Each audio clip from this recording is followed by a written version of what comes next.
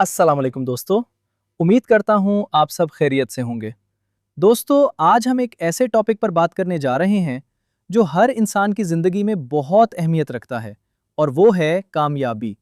हर इंसान ज़िंदगी में कामयाब होना चाहता है, लेकिन सवाल ये है कि आखिर कामयाबी मिलती कैसे है।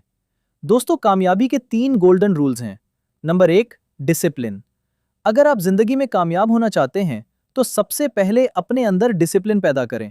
अपने हर काम का एक रूटीन बनाएं और उस रूटीन को फॉलो करें। जो इंसान अपने टाइम और हैबिट्स को कंट्रोल कर लेता है, वो अपनी ज़िंदगी को भी कंट्रोल कर लेता है। Number 2, time management. वक्त बहुत कीमती चीज़ है। अपना वक्त फजूल चीज़ों में ज़ाया मत करें, जैसे अननेसेसरी रील्स, वीडियोज़ और बेमकसद स्क्रोलिंग। हमेशा ऐसी चीज़ों पर फोकस करें जो आपको नॉलेज दे और प्रैक्टिकल लाइफ में फ़ायदा पहुंचाए। Number 3, nature and interest. और सबसे इंपॉर्टेंट बात, हमेशा वो काम करें जिसमें आपका दिल लगता हो।